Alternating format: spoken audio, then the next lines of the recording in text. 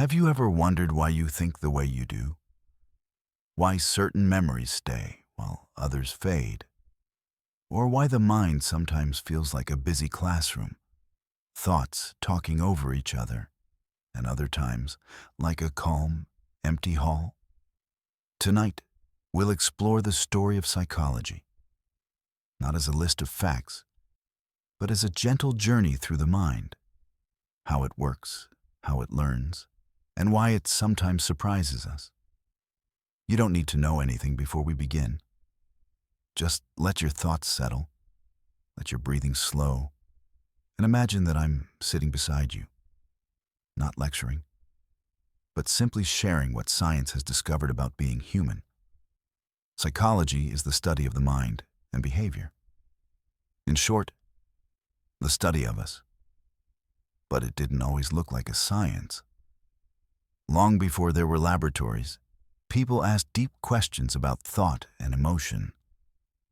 The ancient Greeks wondered what made people reason, feel, and dream. Philosophers like Plato and Aristotle tried to explain memory and imagination using logic and observation.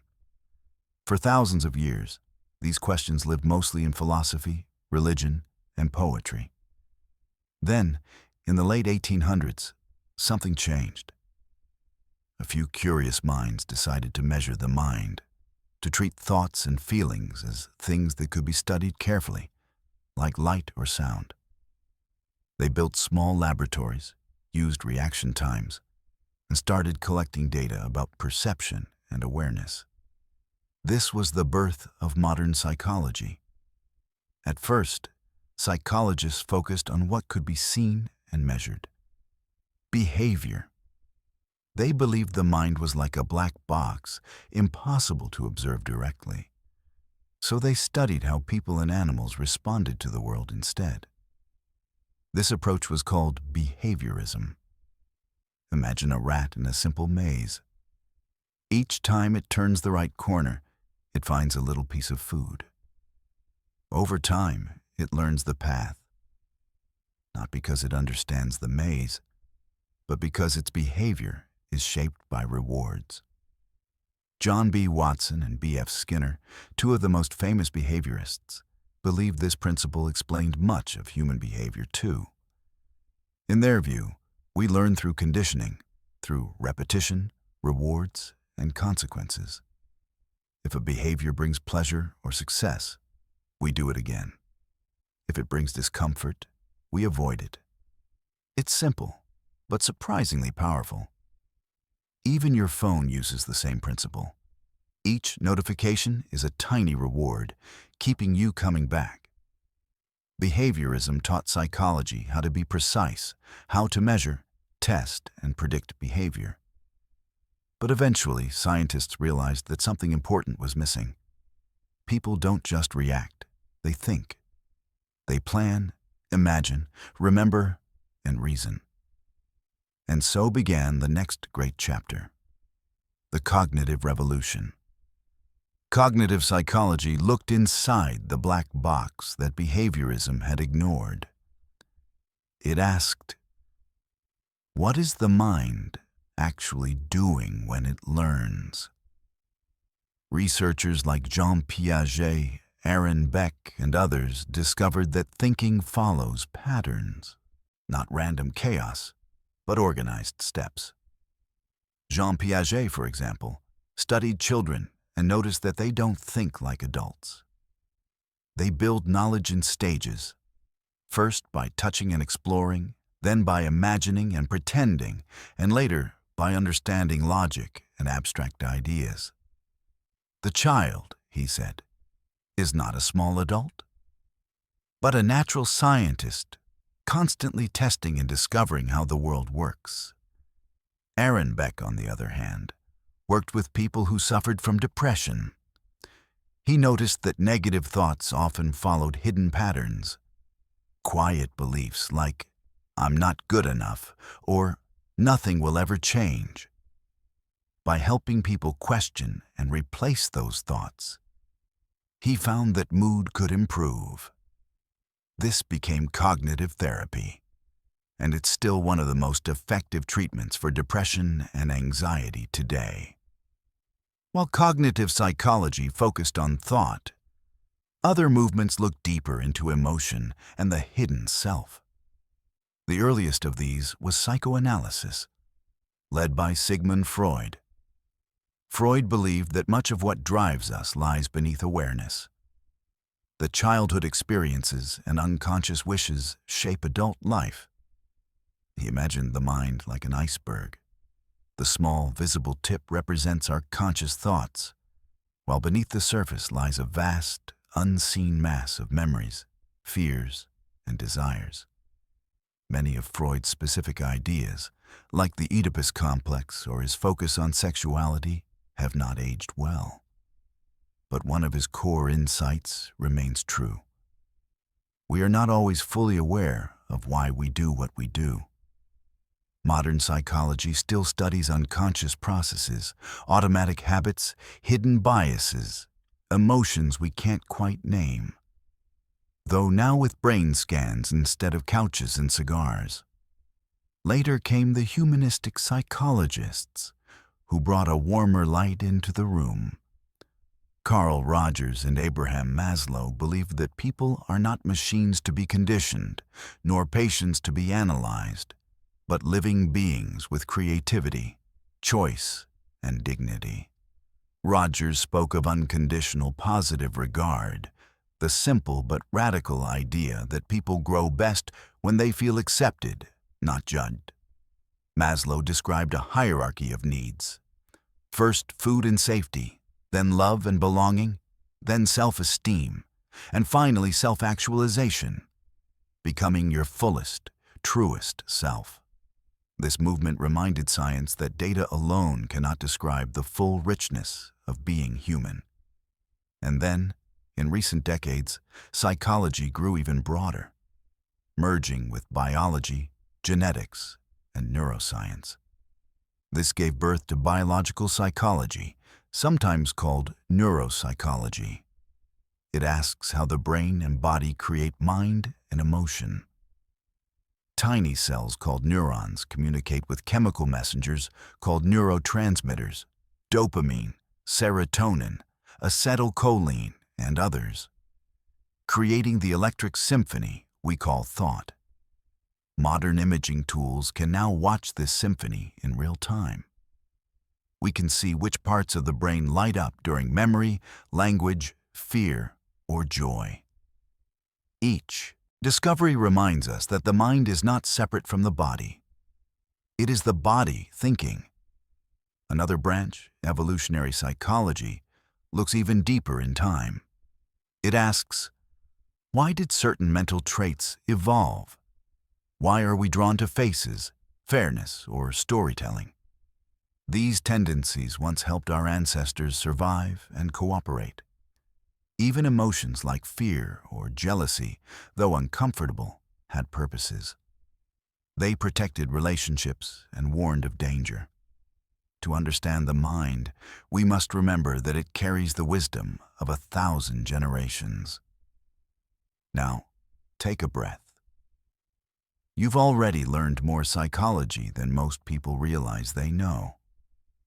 Behaviorism taught us how we learn through actions.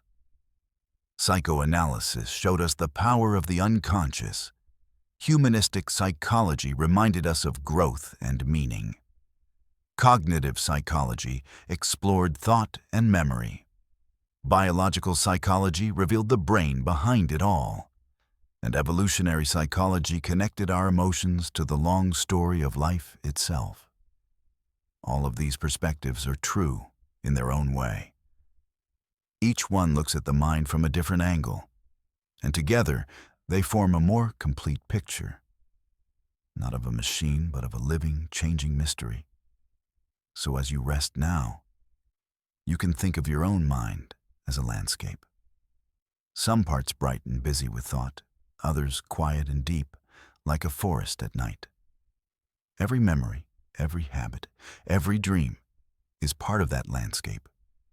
And you, dear listener, are both the traveler and the mapmaker. Let the breath soften. Let the day grow distant, You have entered the world of psychology, not to analyze yourself, but to understand the beauty of being aware at all. And as your mind begins to slow, it's okay to let the words blur, to drift between learning and dreaming. You are safe, you are curious, and you are, in every scientific sense, wonderfully human. Have you ever noticed how the world you see isn't quite the world that exists? The colors, the sounds, the things you believe you observe directly, they are not raw reality, but your brain's best guess at it. You don't see with your eyes alone. You see with your brain interpreting what your eyes deliver. And it's a remarkable interpreter, though sometimes a mischievous one. Perception begins when light, sound, touch, taste, or scent meets your body's sensors. Tiny receptors in your eyes, ears, skin, tongue, and nose turn energy from the world into tiny electrical signals. Your brain then translates those signals into meaning, into a red apple, a familiar song, the warmth of sunlight, or the smell of coffee that promises you can survive this morning. What you experience is not the world itself, but your brain's model of it. It's as if the mind were constantly painting a picture so vivid that you forget it's a painting. You don't notice the brush strokes because you're living inside them. Sometimes, perception even fills in details that aren't there. If you've ever looked at the moon near the horizon and thought it looked huge, that's a trick of context. Your brain compares it to the trees and buildings around it and quietly exaggerates. If you've ever jumped at a shadow that looked like a person, congratulations, your visual system just demonstrated its motto. Better safe than sorry. Evolution built our senses not for perfect accuracy, but for useful accuracy. A few false alarms are better than one missed predator. Attention is the spotlight of perception. You have more data entering your senses each second than you could ever process. Millions of bits of information rushing in, so the brain filters most of it away. Attention decides what passes through. It's why you can focus on one voice at a party while the rest becomes background hum. Or why you miss your friend waving when you're reading a message on your phone. Psychologists call this the attentional bottleneck. It's narrow but flexible. You can widen it a little with practice. Mindfulness helps, but not much. If you could notice everything, you'd drown in detail. Selective attention is the reason you can listen to this story without becoming overwhelmed by the sound of your own breathing or the weight of the blanket on your feet. And yet, attention can also be tricked. In famous experiments, people asked to count basketball passes often fail to notice a person in a gorilla suit walking right through the scene. This invisible gorilla reminds us that we don't see everything that's there. We see everything we're looking for. The world is full of gorillas, missed details hiding in plain sight while we're busy counting. Now let's turn to memory, that loyal but slightly unreliable friend. Many people imagine memory as a perfect recording, a video you can replay at will. In truth, memory is more like a storyteller who occasionally improvises. There are three main types. Sensory memory is like a flash of light, the brief trace that remains after something happens. Short-term memory, or working memory, is what you use when you keep a phone number in mind just long enough to dial it. And long-term memory is the vast library of everything you've learned and experienced. Long-term memory itself comes in several shelves. There's episodic memory, the record of your life's events, like my 10th birthday, or the day it rained on graduation. There's semantic memory, knowledge of facts and meanings, like Paris is the capital of France. And there's procedural memory, the memory of skills, riding a bike, tying your shoes, typing without looking. That last one is your brain's way of saying, "Don't worry, I've got this," while you think about something else. When you remember something, your brain doesn't play it back. It rebuilds it. Each time you recall a memory, neurons fire together to recreate the pattern. And just like retelling a story, every retelling changes it a little. That's why memories can drift, blend, or even borrow details from dreams. It's not deceit. It's editing. The mind polishes the past to fit the story it tells about who you are. To keep memory strong, the brain needs rehearsal, connection, and rest. Rehearsal means revisiting the material, not cramming, but gentle repetition. Connection means linking new knowledge to what you already know, like hanging ornaments on the branches of an existing tree. And rest, well, sleep is the most loyal ally of memory. During deep sleep, your hippocampus, the brain's librarian, replays the day's experiences and files them into long-term storage. So if you ever feel guilty for taking a nap, remind yourself, you're literally studying in your sleep. Now we come to learning, which is simply the process of changing behavior or thought through experience. It sounds small, but it's the foundation of all progress. From walking to writing to wisdom. One form of learning is classical conditioning, discovered by Ivan Pavlov. He noticed that his dogs began to salivate not only when food appeared, but when they heard the footsteps of the assistant who brought it. By pairing a neutral sound, a bell, with food, he found that the sound alone could trigger the same response. The dogs had learned an association. Humans do the same. A favorite song can trigger memories of summer. A certain perfume can bring back a person's face from years ago. Our lives are full of Pavlovian echoes. Another type is operant conditioning, shaped by consequences. B.F. Skinner showed that behavior followed by reward becomes more likely, while behavior followed by punishment becomes less likely. It's the logic behind everything from teaching a child to say please to training a dog, or to procrastinating on the internet.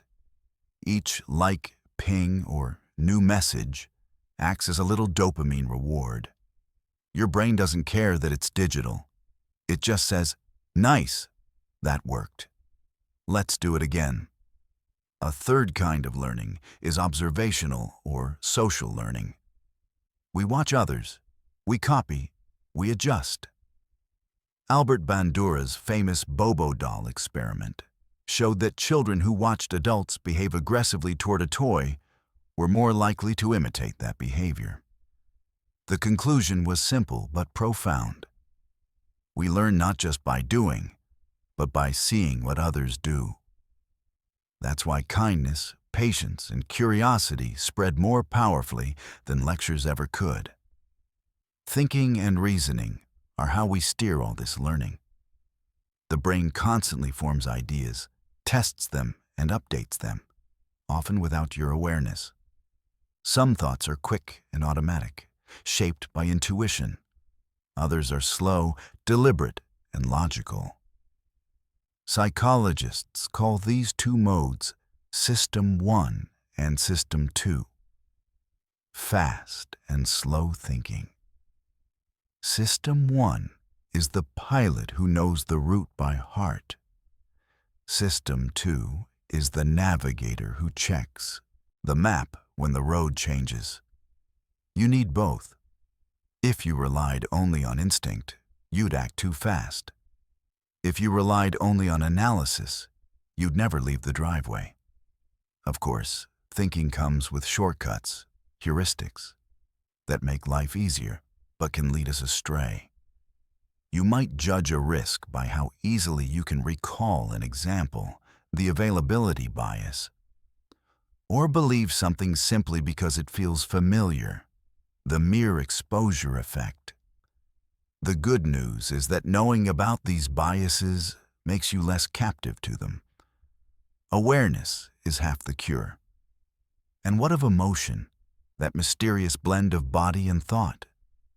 For centuries, people saw emotions as messy interruptions to reason. But modern science paints a gentler picture. Emotions are a form of reason, just one that speaks in the body's language. The James Lang theory proposed that we don't tremble because we're afraid. We feel afraid because we tremble. The body reacts first. The mind names the feeling. Later, the Cannon-Bard theory argued that body and emotion happen together. Still later, the Schachter-Singer theory added that emotion depends on context. A racing heart on a roller coaster feels like excitement. The same heart in a dark alley feels like fear. The chemistry is the same. The story changes everything. In short, emotion is information. It tells you what matters. You can't reason well without it. Even the calmest scientist decides which experiment to run based on curiosity, hope, or the thrill of discovery. Motivation grows from the same soil. It is the spark that turns thought into movement. Psychologists distinguish between intrinsic motivation, doing something because it's rewarding in itself, and extrinsic motivation, doing it for a reward or to avoid punishment. Both can work, but intrinsic motivation lasts longer and feels better. A child draws because drawing is joy. An adult who rediscovers that feeling is lucky indeed. Maslow's hierarchy of needs helps us see the ladder of motivation. At the base are survival needs: food, water, rest. Above them, safety, belonging, esteem. And at the top, self-actualization, the fulfillment of potential. But Maslow later added something even higher: transcendence, the desire to help others reach their own potential. In other words, the happiest minds are often the most generous. All these processes, perception, attention, memory, learning, emotion, motivation, form the quiet machinery of your daily life. They hum beneath awareness, each one connected to the next, keeping you alive, alert, and curious. You don't have to control them. They already know what to do. Right now, your eyes and ears are processing words. Your hippocampus is deciding what to store. Your limbic system is regulating calm. And your prefrontal cortex is saying, yes, this all makes sense. I can relax now. So let it. Let the science dissolve into calm understanding. You are the sum of countless invisible processes working in perfect silent coordination. If you listen closely, you can almost feel them. The steady hum of life doing its work. The rhythm of thought settling into peace. And as the day fades from your mind, you might notice a small smile forming. The kind that says, I may not understand everything about my mind, but I'm beginning to understand myself. Sleep, after all, is the brain's favorite lesson. As the mind learns to perceive and to feel, another transformation quietly unfolds. The long journey of development. Every person you meet carries within them the echoes of their own growth. From the wordless wonder of infancy to the layered reflections of adulthood. Psychology calls this field developmental psychology, the study of how humans change across time. From the very first moment of life, the brain begins its lifelong task: to build itself. A newborn enters the world with more than 80 billion neurons, but relatively few connections between them. Those connections, The synapses are formed through experience. Each touch, sound, and smile strengthens certain pathways, while unused ones fade away. In the first few years, a baby's brain creates up to 1 million new connections every second. No wonder infants sleep so much. Their brains are busy growing a universe.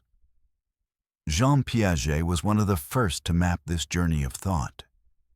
He saw that children aren't miniature adults who simply know less.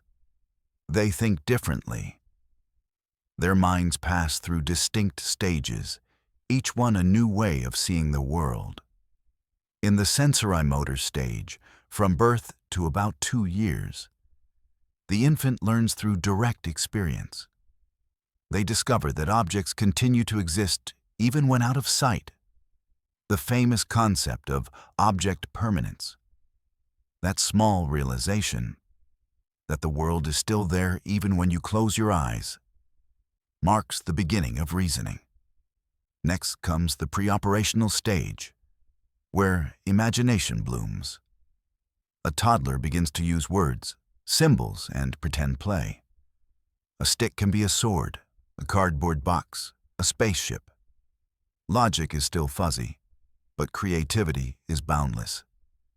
It's the age of stories, and the child is always the hero. By the concrete operational stage, around ages 7 to 11, thought becomes more organized. Children begin to understand cause and effect, number and conservation. The idea that if you pour water from a tall glass into a short one, the amount stays the same. It seems obvious to adults, but to a child, it's a revelation. Reality has rules. Finally, in the formal operational stage, adolescence awakens abstract reasoning, the ability to imagine possibilities, to debate ideals, to ask questions like, who am I? And what do I believe? The mind begins to look inward. Piaget gave us the scaffolding of cognitive growth. But another psychologist, Lev Vygotsky, added the human voice to that structure. He believed that development is not only a personal process, but a social one. Children learn through interaction, through dialogue, imitation, and shared attention. He called this the zone of proximal development, the space between what a child can do alone and what they can do with help. Within that space, guided by a parent, teacher, or friend, learning blooms fastest. In a way, we never really leave that zone. Every adult achievement rests on invisible scaffolds built by others, mentors, parents, books, even strangers who inspired us at the right time. Human intelligence, Vygotsky reminded us, is a collective achievement. Development doesn't stop with childhood, it simply changes shape.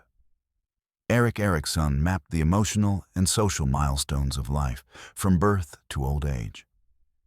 He saw each stage as a kind of inner dialogue, a task the self must learn before it can move forward.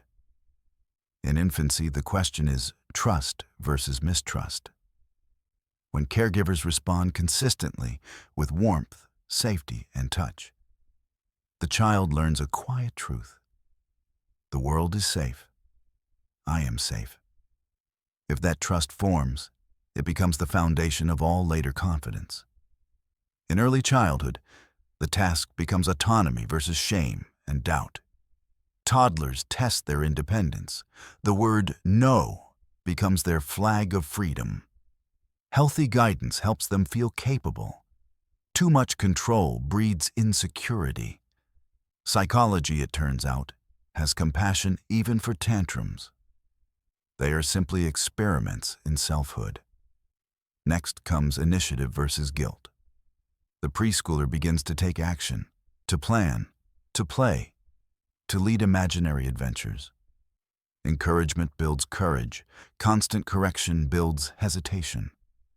As school begins, children face industry versus inferiority.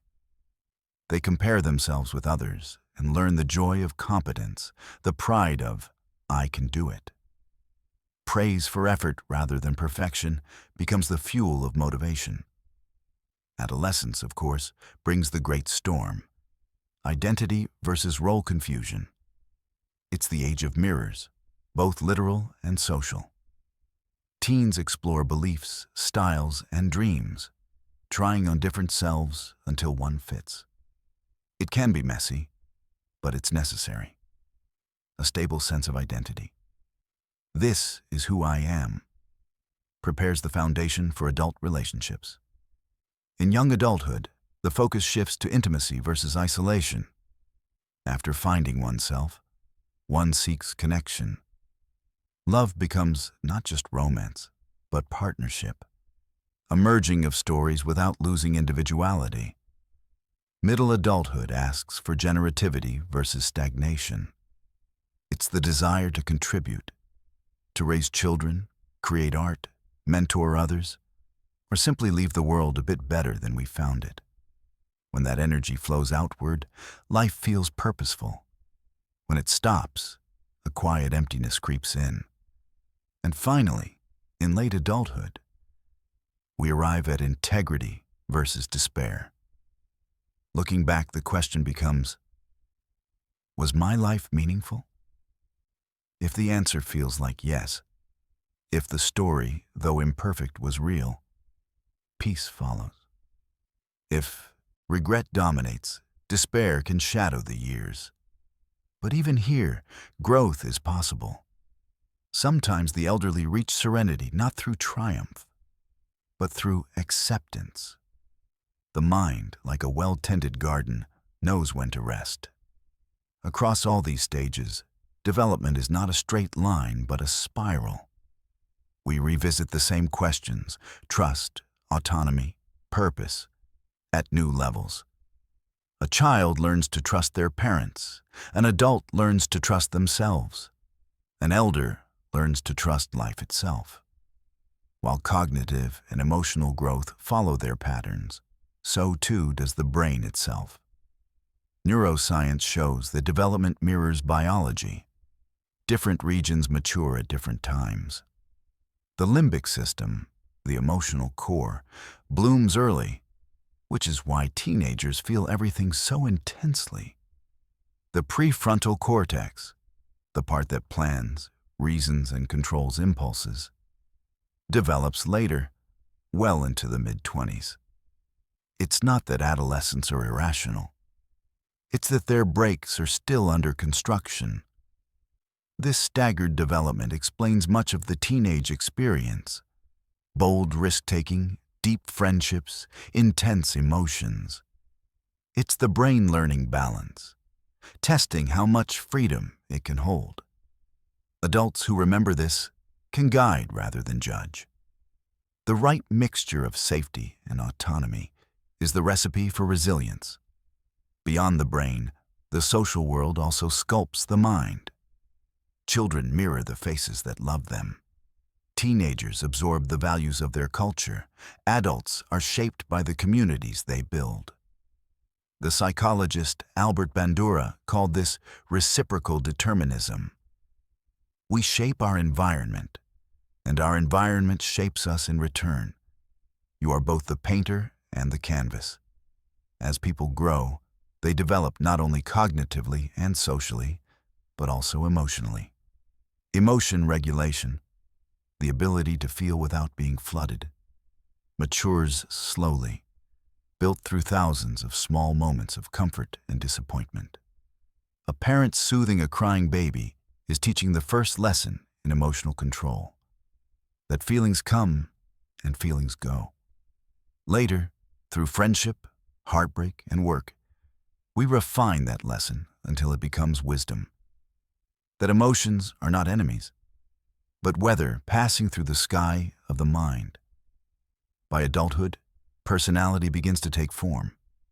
The stable patterns of thinking, feeling, and behaving that make each of us unique.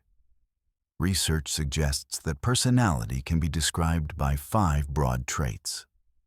The Big Five: openness, our curiosity and imagination. Conscientiousness, our sense of responsibility and order. Extroversion, our energy in social settings. Agreeableness, our warmth and empathy. And neuroticism, our tendency toward anxiety or emotional instability. No trait is good or bad. They are simply ingredients in the recipe of the self. A little neuroticism can make you careful. Too much openness can make you restless. The art of maturity lies in knowing your mix and seasoning it with experience. Even personality isn't fixed. Studies show it can shift subtly throughout life, often toward greater stability, patience, and kindness. The storms of youth polish the edges of adulthood. Time, it seems, has a gentle hand. Genetics play their part, of course, but so does environment. The long debate of nature versus nurture has softened into partnership. Genes provide the blueprint. Experience builds the house. A predisposition to anxiety may remain silent in a loving home and awaken under chronic stress. Biology whispers.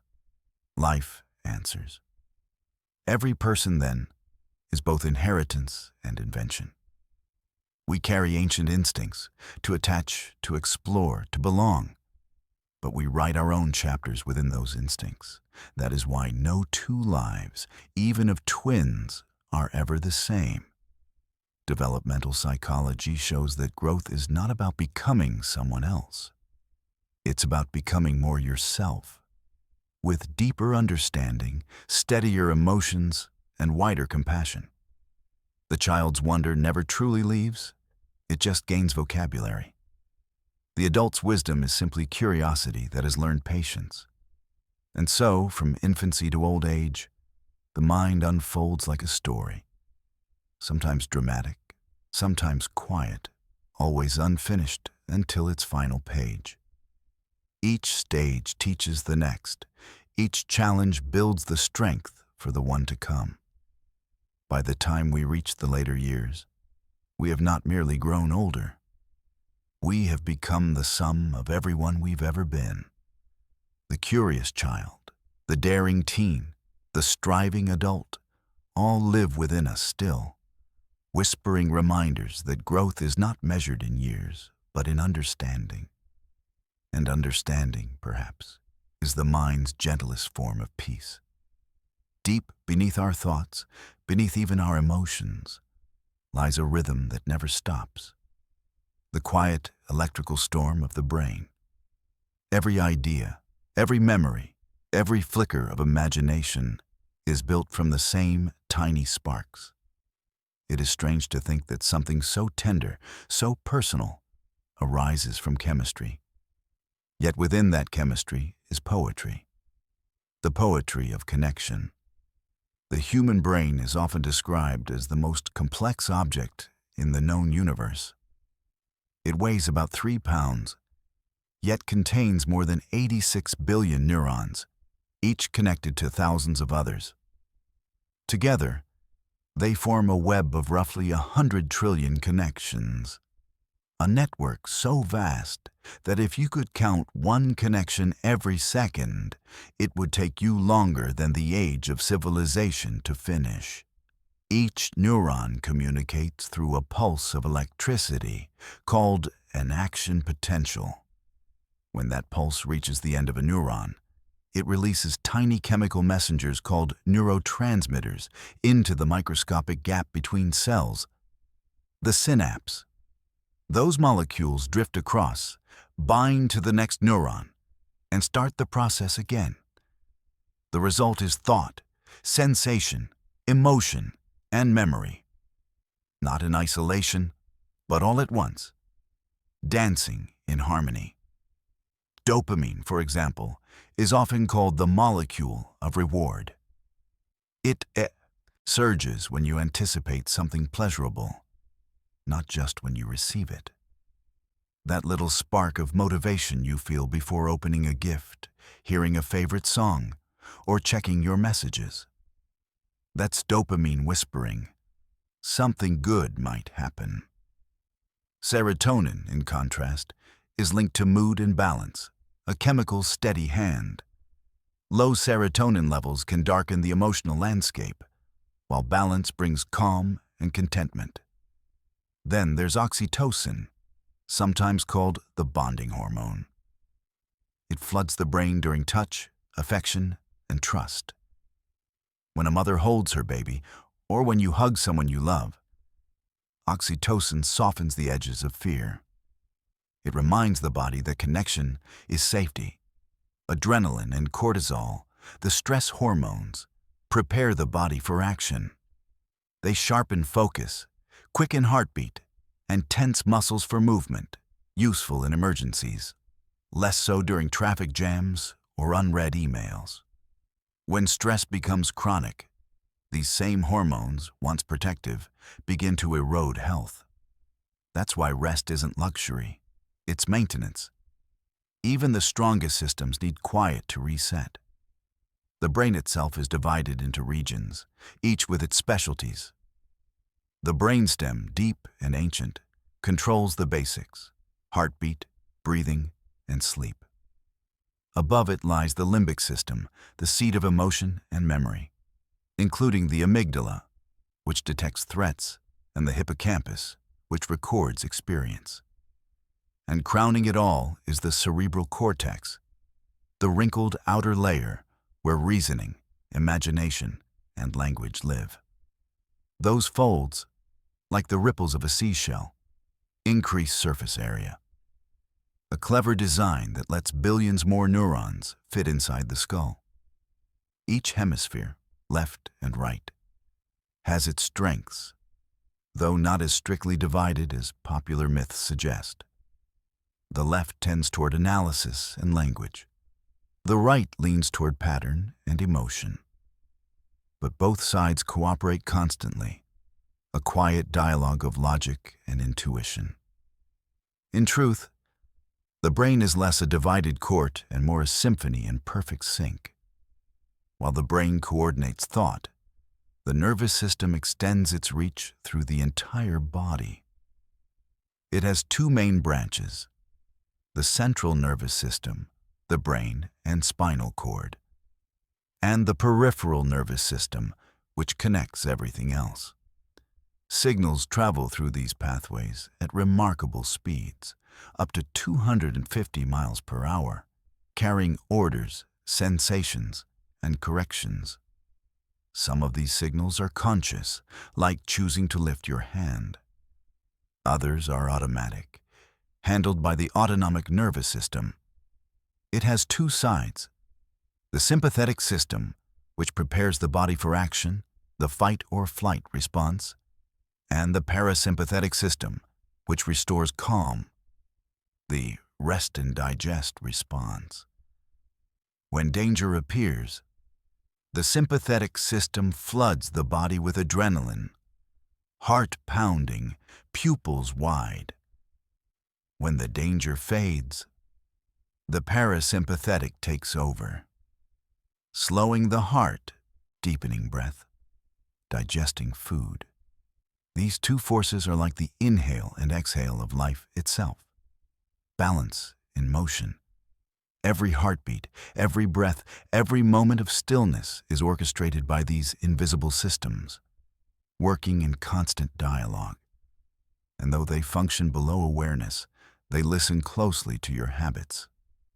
Slow, deliberate breathing, for instance, activates the parasympathetic system, the body's natural antidote to stress. In a sense, each calm breath is a message to your own biology. We are safe now.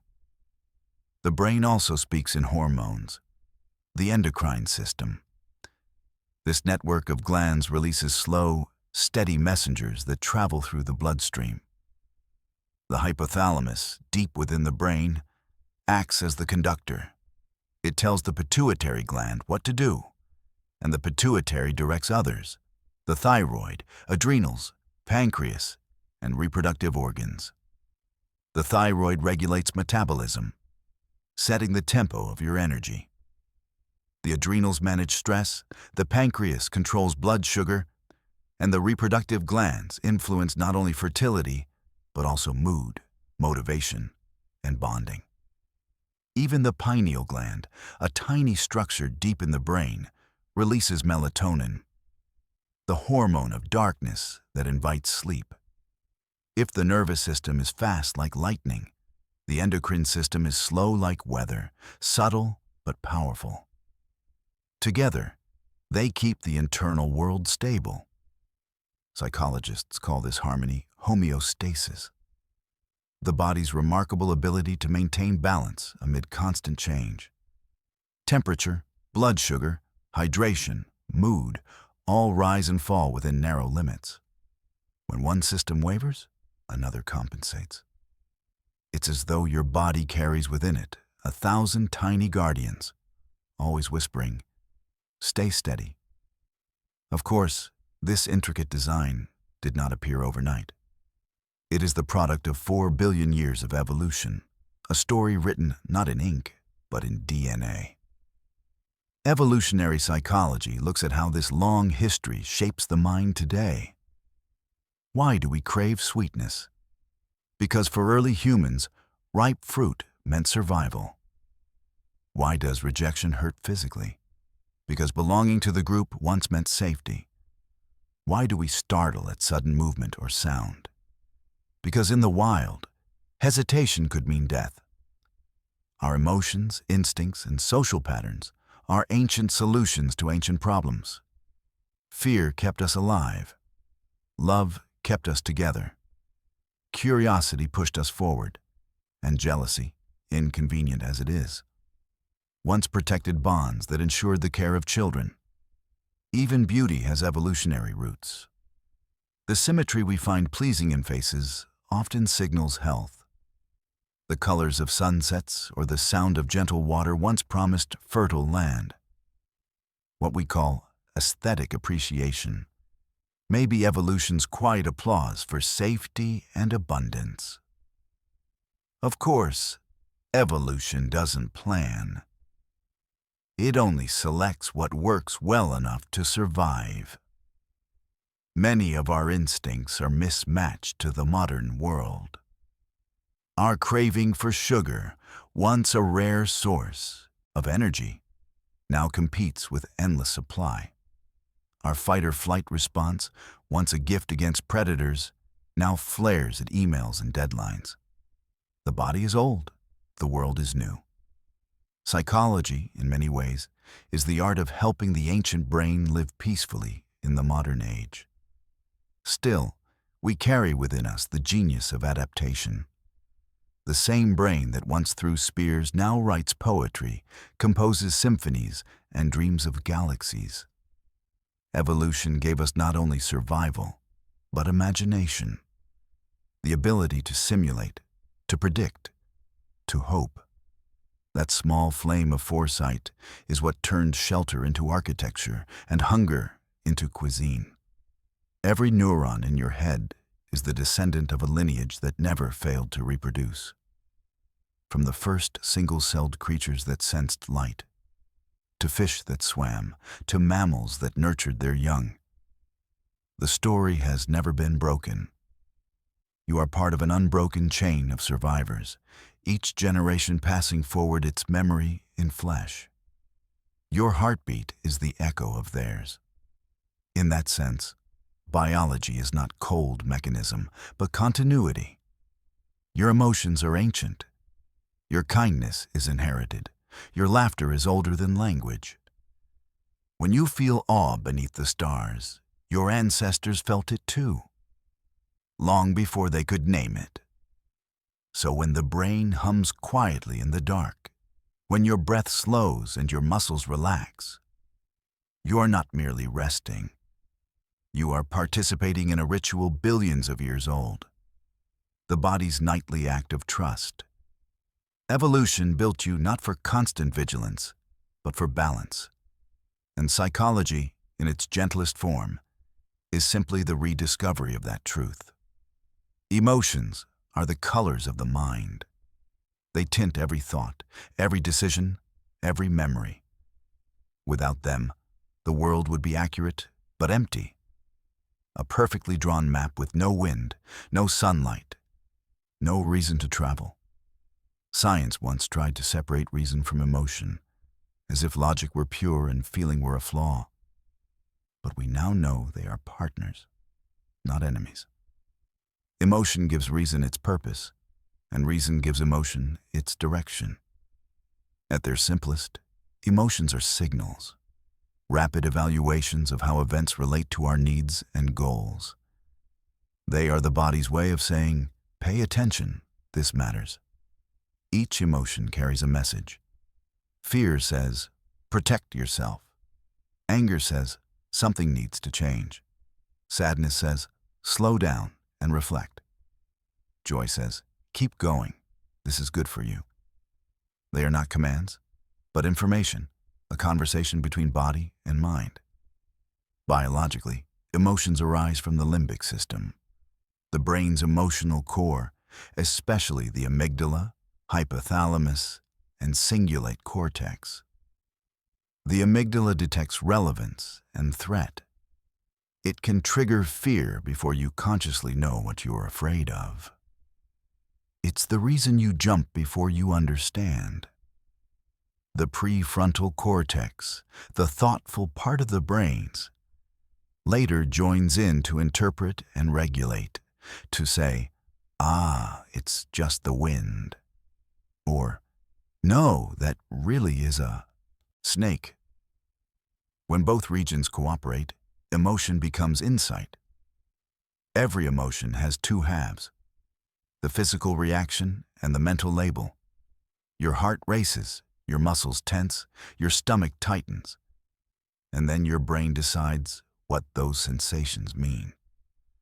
That's why the same flutter in your chest can feel like excitement one moment and anxiety the next. The body provides the music. The mind writes the lyrics. Among psychologists, 3 major theories have tried to explain this dance. The James Lange theory proposed that we feel emotion because of bodily change, that the body reacts first and the feeling follows. The Cannon-Bard theory argued that emotion and bodily reaction occur together. And the Schachter-Singer theory, sometimes called the two-factor theory, added context to the equation. We interpret our body signals based on the situation. The theories differ, but they all agree on one truth. Emotion is embodied thought. Over time, we've learned that there are a few basic emotions shared across all cultures: joy, sadness, anger, fear, disgust, and surprise. Each has its own facial expression, recognizable even between strangers who share no language. But beyond these basics, there's a vast landscape of blends: pride, nostalgia, awe, jealousy, love, each a mixture of sensations and stories. Love, for instance, is not a single feeling, but a constellation of them. Warmth, desire, safety, curiosity, gratitude. It is biology's favorite invention, chemistry with poetry built in. And though poets often claim love is irrational, science quietly disagrees. Love, in its healthiest form, regulates the nervous system, reduces stress hormones, and even strengthens immunity.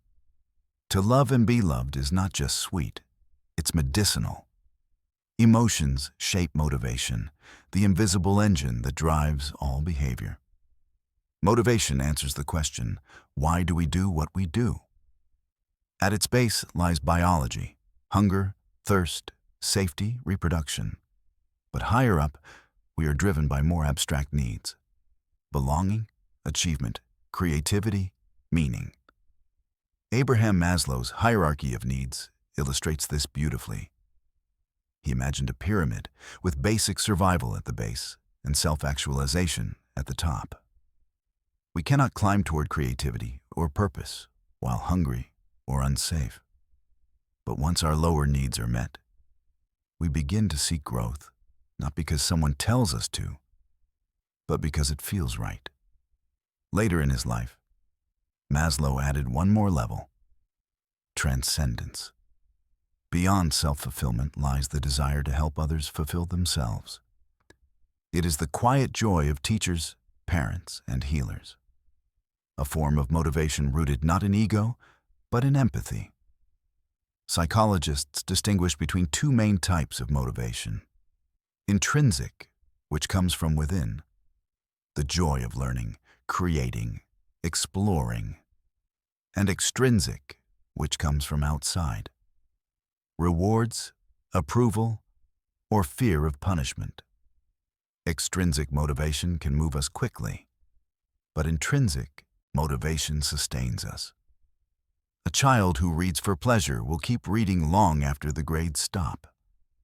And perhaps the secret of adulthood is learning to make life feel like play again. Emotion and motivation work together, shaping our choices and defining our personalities. Personality, in psychology, is not just who you are. It's how your patterns of thought, emotion, and behavior hold steady over time. One of the most accepted models today is the Big Five personality traits. They describe broad dimensions rather than strict categories. Openness to experience, the curiosity to explore new ideas. Conscientiousness, the tendency to be organized and dependable. Extraversion, the drive towards social energy and excitement. Agreeableness, the warmth and compassion that foster harmony. And neuroticism, the sensitivity to stress and negative emotion. Each of us has our own blend, our own signature. There is no ideal combination, only balance. Too much openness without discipline becomes chaos. Too much conscientiousness without rest becomes rigidity. Every strength in excess turns into strain. Psychologists once believed personality was fixed, but we now know it shifts subtly across life. People often grow more patient, cooperative, and stable with age, as if the storms of youth slowly polish the stones of character. Still, the core remains: the rhythm of your temperament, the melody of your habits. Personality is less like a stone statue and more like a river, changing shape, yet recognizably the same water. Beneath personality, beneath emotion and motivation, lies something even more mysterious: consciousness. It is the quiet witness within you, the awareness that says, "I am." No one quite knows how it arises. Billions of neurons fire in patterns, and somehow, from that electrical storm, emerges the glow of subjective experience. The philosopher might call it the mind. The psychologist calls it consciousness. The poet might simply call it presence. Whatever the name, it is the stage upon which every thought, memory, and emotion performs. Some scientists propose that consciousness is the brain's way of integrating information, a spotlight that allows us to coordinate complex behavior. Others see it as an emergent property, a side effect of many systems working together. Still others hint that consciousness might be a fundamental feature of the universe, like space or time. The debate continues, but one thing is clear: consciousness gives life its meaning. Without it, there would be no joy or sorrow, no wonder or learning. It is the gift of knowing that you exist, and the burden of realizing that existence is brief. Perhaps that's why humans seek art, love, and understanding, to make the moments between birth and silence matter. Personality, emotion, and consciousness together form what we call the self. But even the self is not as solid as it seems. Psychologists describe it as a narrative, a story your brain tells to keep track of experience. Every morning, when you wake, your mind quietly opens the same book, the story of you. It remembers your name, your past, your goals. But in truth, The self is rewritten every day, just slightly, adjusted by what you learn, whom you meet, and what you feel. That's why growth feels like both discovery and loss. To become someone new, part of you must retire. The child you were never truly disappears. They just live quietly within the adult you've become, watching, remembering, still curious. And yet, for all its changeability, the self holds a kind of center, not a fixed point, but a pattern. Like a melody played by different instruments over time, the tune remains familiar even as the arrangement changes. That is your identity. Continuity through change. Some thinkers, from Freud to Jung to modern psychologists, have tried to map the layers of the self, the conscious, the subconscious, the archetypal, the social. Freud imagined a struggle between ID, ego, and superego, instinct, reason, and morality. Carl Jung expanded the map, describing the collective unconscious, the shared symbols and myths that appear across cultures in dreams and stories. He called them archetypes. The hero, the mother, the shadow, the wise old man. Whether literal or metaphorical, these ideas remind us that the mind is both personal and universal. We are individuals, yes, but we dream in patterns older than ourselves. Modern psychology approaches these old ideas with new tools: brain imaging, personality research, cognitive therapy.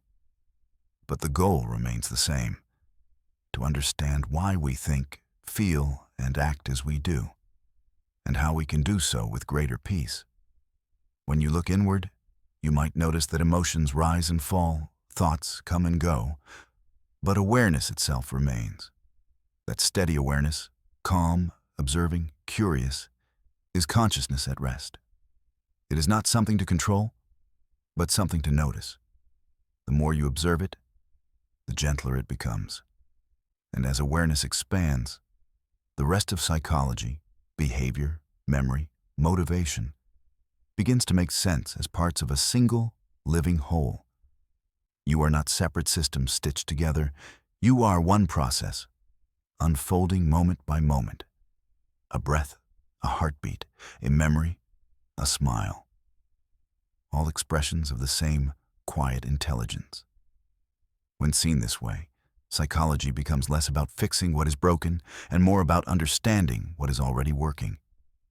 The delicate balance between reason and emotion, body and mind, self and world.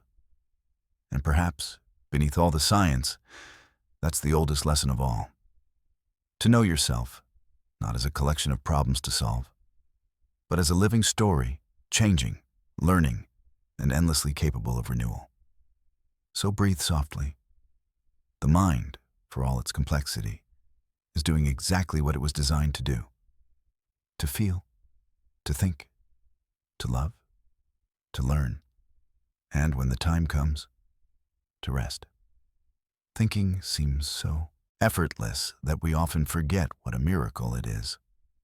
Your brain, a soft organ of cells and salt, can imagine futures that haven't happened, replay pasts that no longer exist, and weigh the difference between what is and what could be. It is a prediction machine, a storyteller, and sometimes a gentle liar. Every day, you make thousands of decisions. Most of them happen below awareness. What to glance at, how to shift your posture, when to blink. A few rise to the surface. What to eat, what to say, whether to follow a new path or stay with the familiar one. Some decisions are small ripples. Others change the shape of your life entirely. Psychologists studying decision-making discovered something humbling. We are not purely rational creatures who weigh pros and cons with cold precision. We are guided by intuition, habit, and emotion, shortcuts that save time, but sometimes lead us astray. Daniel Kahneman and Amos Tversky Two brilliant minds of the 20th century mapped these shortcuts and called them cognitive biases.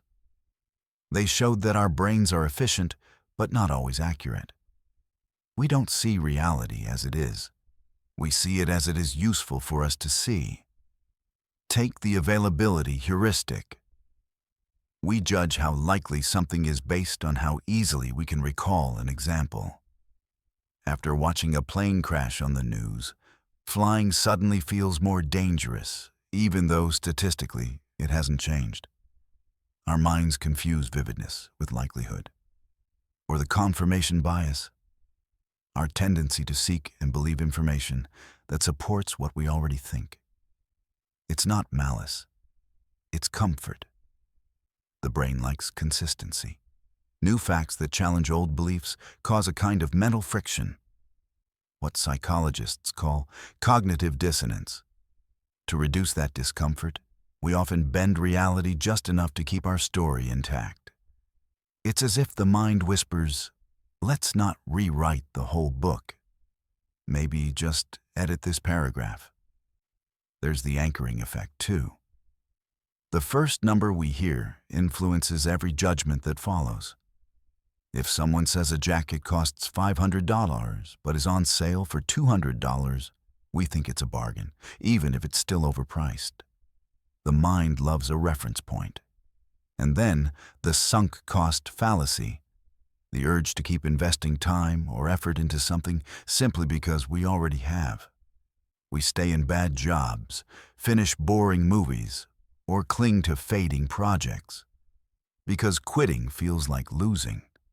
But in truth, every moment spent on the wrong path is a chance stolen from the right one. Economists call it irrational. Psychologists call it human. These biases are not flaws. They are side effects of a brain optimized for survival, not perfection. Our ancestors didn't have time for spreadsheets. They needed quick decisions. Run or stay, eat or wait, trust or flee. Speed mattered more than accuracy. In the modern world, those ancient instincts still steer us, though the predators have changed their costumes. To think clearly, then, is not to remove bias entirely, but to recognize it. Awareness softens illusion. When you pause to notice your own assumptions, you step back from them, just enough to see the frame around the picture. That small space of awareness is where wisdom begins. Decision-making also depends on framing, the way information is presented. People react differently when told that a treatment has a 90% success rate versus a 10% failure rate, though both are identical. The brain is sensitive to wording, tone, and expectation. Language doesn't just describe reality, it shapes how we feel about it.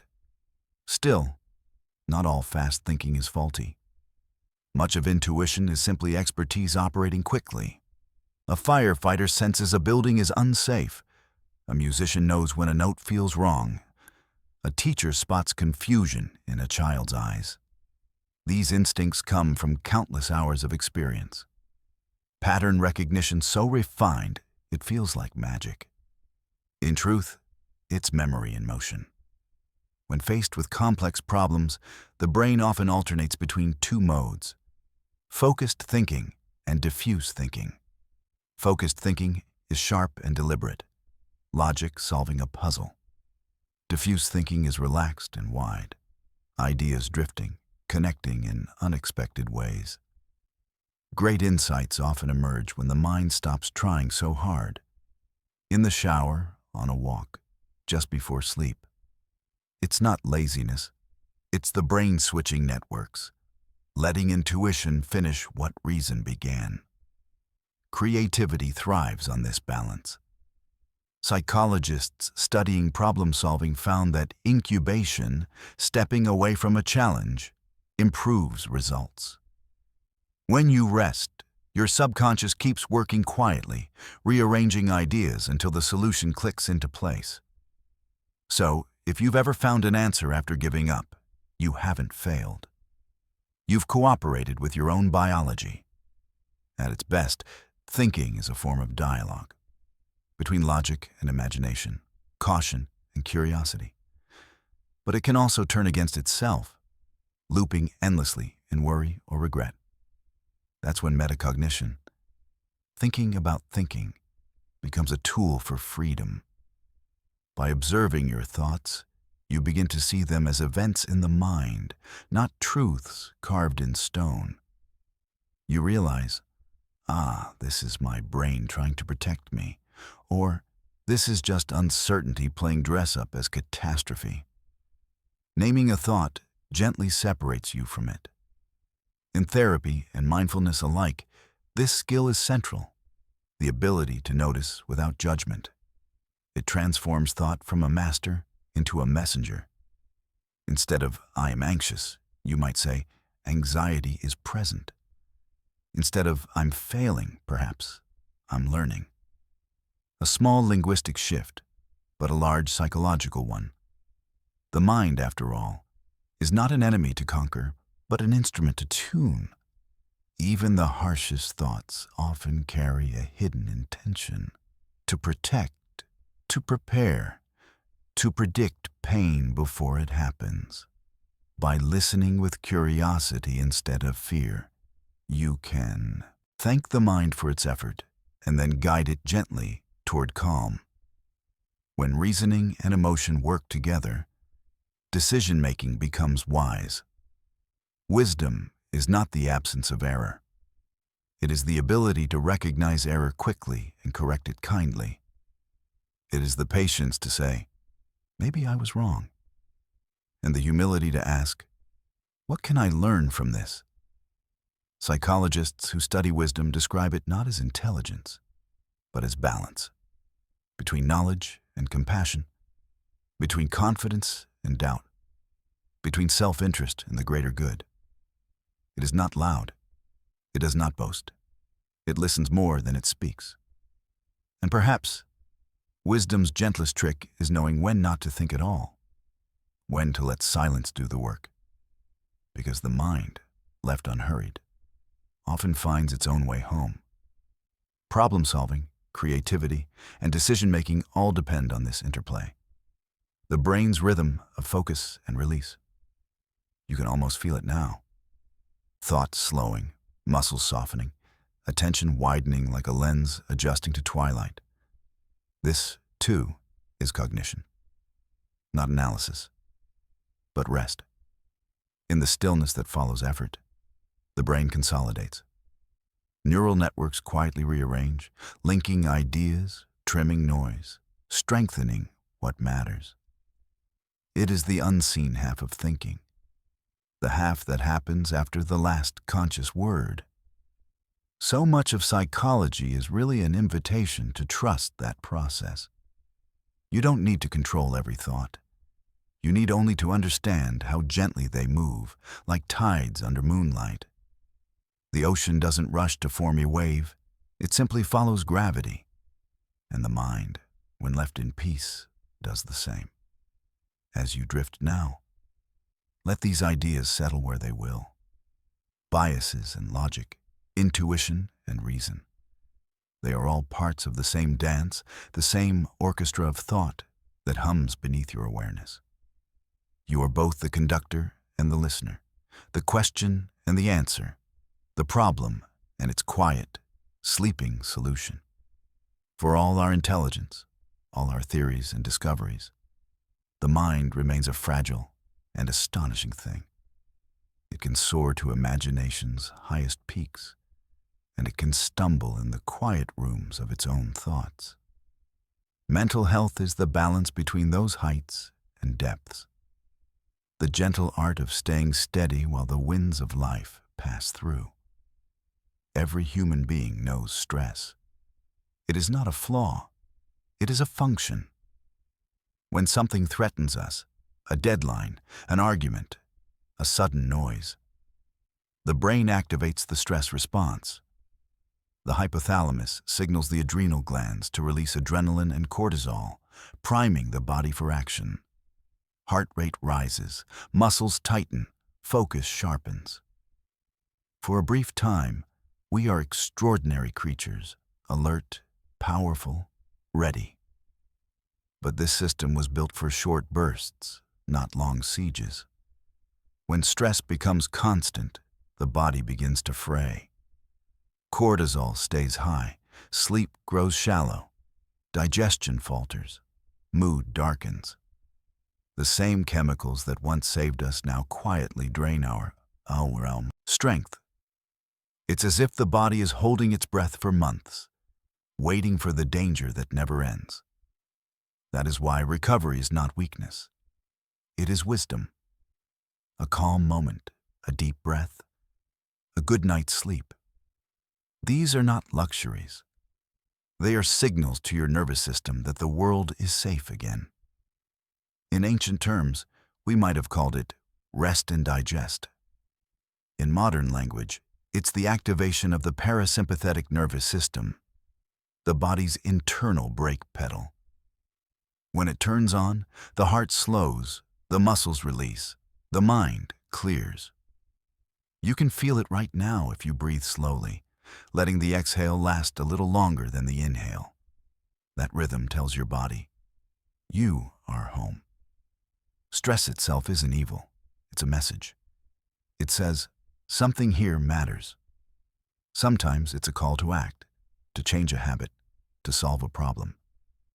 Other times, it's a reminder to let go, to stop fighting what cannot be controlled. Wisdom lies in knowing which is which. Psychologists speak of resilience, the ability to bend without breaking, to recover after hardship. Resilience is not toughness or denial. It is flexibility. It's the willow, not the stone, that survives the storm. And the secret of resilience is connection. People who feel supported by friends, family, or community heal faster, live longer, and handle stress more gracefully. We are, after all, social creatures. The mind was never meant to face the world alone.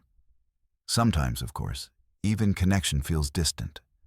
Anxiety, depression, trauma. These are not signs of failure, but of systems overwhelmed. When the brain's alarms stay stuck on high, even small moments can feel like mountains. But the same science that maps distress also points to healing. In depression, the brain's reward circuits grow quiet. Activities that once brought pleasure lose their spark. But gentle action can reignite them. Walking outside, calling a friend, creating something small. Each step releases a whisper of dopamine, a reminder that life still responds. Healing rarely arrives as a single breakthrough. It unfolds through small, consistent signals of safety and care. Cognitive behavioral therapy, or CBT, builds on this principle. It teaches that thoughts, feelings, and behaviors are interconnected, a triangle of influence. When one side changes, the others can follow. By questioning automatic thoughts, is this true? Is there another way to see it? You create room for different emotions and new actions. Over time, that pattern becomes habit, and the mind relearns calm. Other approaches, like mindfulness-based therapy, go even deeper into awareness. Mindfulness is not about silencing thoughts. It's about changing your relationship to them. Instead of fighting or fleeing, you simply observe. Like watching clouds drift across a vast sky. You realize that no thought lasts forever, and no feeling defines you completely. This simple awareness has profound effects. Neuroscientists have found that regular mindfulness practice strengthens the prefrontal cortex, the part of the brain that regulates emotion, and quiets the amygdala, the center of fear. It's as if awareness itself rewires the brain toward peace. And you don't need to sit cross-legged in silence to practice it. You can walk mindfully, eat mindfully, breathe mindfully. All it means is being present, noticing what is happening without rushing to fix or judge it. Awareness, in this sense, is the gentlest form of healing. Sometimes, people misunderstand psychology as a science of what's wrong. But it's equally the science of what's right, of thriving, compassion, and growth. Positive psychology, a relatively recent field, studies what helps people flourish. Martin Seligman, one of its founders, identified 5 key elements of well-being: positive emotion, engagement, relationships, meaning, and achievement, together known as the PERMA model. These are not luxuries. They are psychological nutrients. Just as the body needs food and water, the mind needs joy, purpose, and connection. Happiness isn't found in constant pleasure, but in a life that feels coherent and alive. Meaning is the quiet joy of doing something that matters, not necessarily grand, but genuine. Gratitude, too, plays its role. Studies show that people who regularly reflect on what they're thankful for experience better sleep, lower stress, and stronger immunity. The act itself shifts focus from scarcity to abundance, from what's missing to what's already here. It's not about ignoring pain, but balancing it with perspective. Even humor, soft, self-aware humor, is medicine. A small laugh disarms tension, releases endorphins, and restores perspective. As the old saying goes, we don't laugh because life is easy. We laugh because it's ours. A good sense of humor, like a good immune system, learns to adapt. When pain does come, and it always does, healing begins not by resisting it, but by understanding it. Emotional pain is information, a signal that something within needs attention. Psychology doesn't erase suffering. It teaches us how to listen to it without being consumed. There's a quiet dignity in that listening. It's what therapy offers, not magic, but space.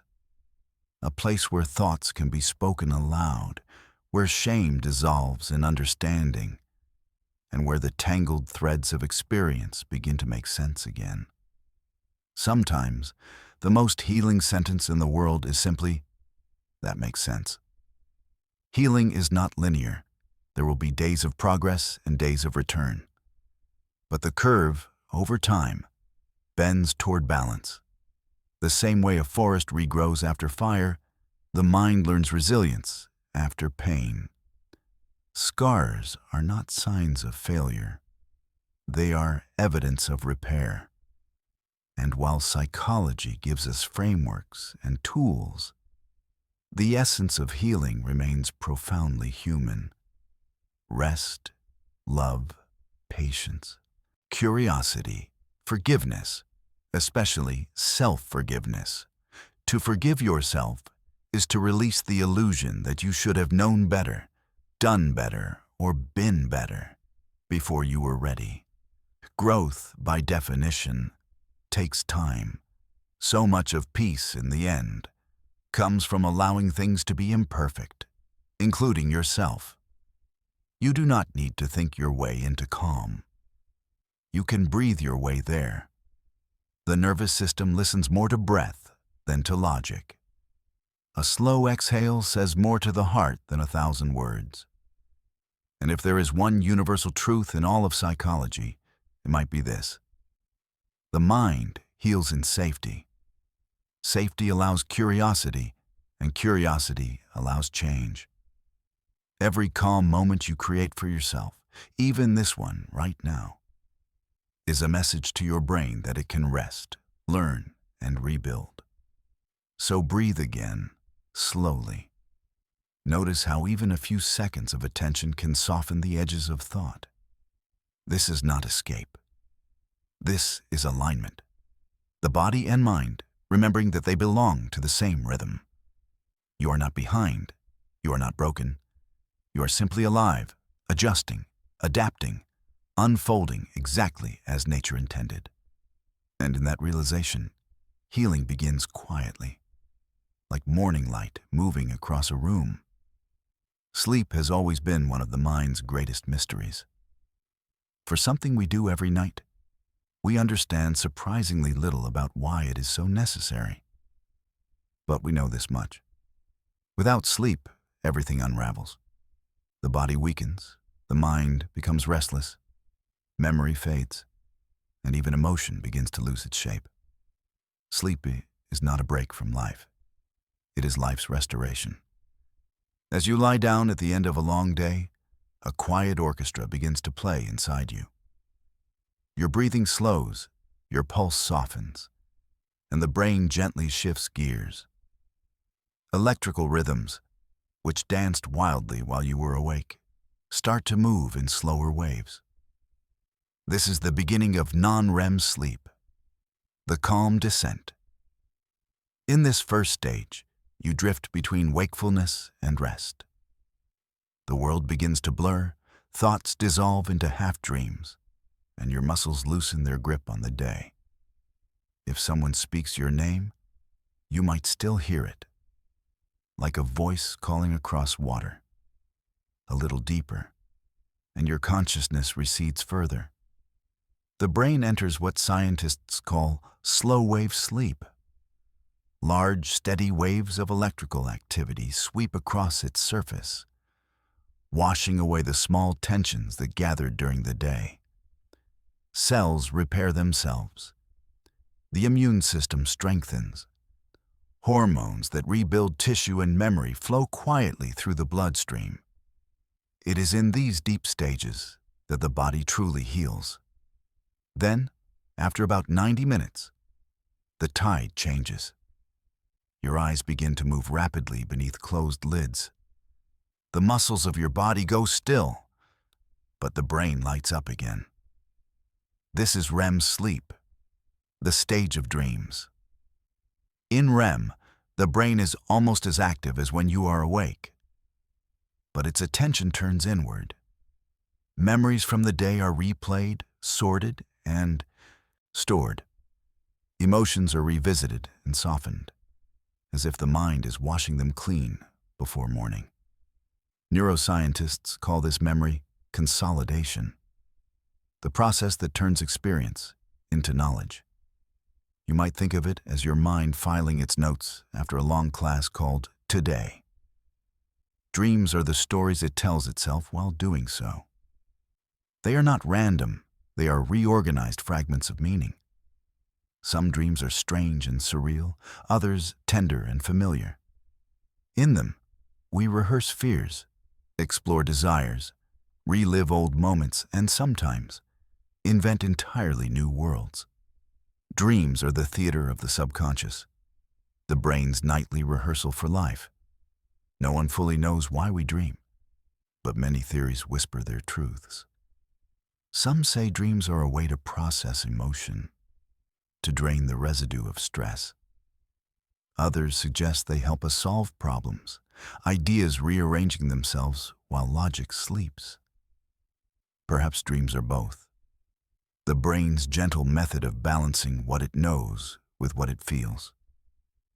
In ancient times, people believed dreams were messages from the gods.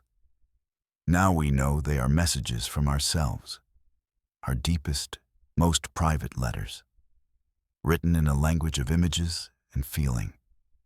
To dream is to listen to the quietest parts of your own mind. While this drama unfolds inside, something remarkable happens at the physical level too. Your brain cleans itself. During deep sleep, channels open between its cells, allowing cerebrospinal fluid to flow through, washing away waste proteins that build up during the day. This process, only discovered in the last decade, is called the glymphatic system. It is as though the brain takes out its trash each night, preparing a fresh stage for tomorrow's thoughts. Sleep also teaches the body rhythm, a 24-hour cycle called the circadian rhythm. It is guided by a cluster of neurons in the brain called the suprachiasmatic nucleus, which keeps time using light. When morning light hits your eyes, melatonin, the sleep hormone, fades. When darkness falls, melatonin rises again, like the tide returning to shore. Every cell in your body dances to this rhythm, a molecular waltz that has kept time since life began. When that rhythm is disturbed by late screens, loud nights, or restless worry, the body struggles to know what hour it is. Sleep becomes shallow, dreams fragmented. But it takes only a few quiet evenings to reset the pattern. The body, like the heart, forgives easily when given the chance. Good sleep doesn't just restore energy, it shapes memory, emotion, and creativity. During REM sleep, the brain replays information, strengthening the connections that matter and trimming away what doesn't. It is pruning and planting at once. That is why sometimes, after a night's rest, a problem that seemed impossible the day before suddenly feels clear. Sleep is thinking's silent partner. Even emotion depends on it. Without sleep, the amygdala, the brain's alarm center, becomes hyperactive, while the prefrontal cortex, the calm voice of reason, grows quiet. We become reactive, sensitive, easily shaken. But one good night can restore balance, reconnecting feeling to thought, reaction to reflection. It's as if sleep gently reintroduces the two halves of the mind to each other each morning. You've both been busy. Let's start fresh. For centuries, poets and scientists alike have marveled at this nightly surrender. Why do we trust the world enough to close our eyes and let go? Perhaps because something in us knows that rest is not the end of activity, but its completion. A tree does not resist winter. It rests so that spring can come, and we too bloom again each morning. There is comfort in this cycle. To wake and sleep, to act and rest, to learn and forget and remember again. It is the heartbeat of existence itself. Psychology, at its core, is the study of this rhythm, of how the mind finds balance between knowing and letting go. So tonight, as you lie in bed, know that the science of sleep is not distant from you. It is happening inside you, now, in every slow wave that crosses your brain, in every quiet adjustment of your breathing, in every gentle drift of thought that turns into a dream. The body remembers what to do. It will repair, clean, and renew itself without your command. The mind will sort and soothe and store. You need only allow it. There is no need to strive for sleep. It comes when it feels invited, not when it is demanded. So rather than chasing it, simply rest. Let your thoughts grow soft and unimportant. Let your breath become the only story you follow. Inhale, calm entering. Exhale, the day leaving. Inhale, safety returning. Exhale, the body releasing. And as you drift, remember all that we've learned. That thoughts are patterns, emotions are messages, behavior is adaptation, and rest is wisdom. You are, at this very moment, the sum of every lesson life has ever learned about how to survive, adapt, and find peace. You are the continuation of all who came before, resting now as they once did. Trusting the dark to be kind. The neurons will hum their quiet rhythm. The heart will keep its patient beat. The lungs will rise and fall like ocean waves against the shore of sleep. And the mind, that bright instrument of curiosity and care, will lower its light until only warmth remains. Tomorrow, memory will be a little stronger, emotions a little gentler, thoughts a little clearer. But for now, there is nothing left to understand. Only the calm certainty that you are safe, and that life, in all its complexity, is holding you gently in its hands. So close your eyes. Let science and wonder fade together into silence. You have learned, you have thought, you have felt. Now, simply be good night.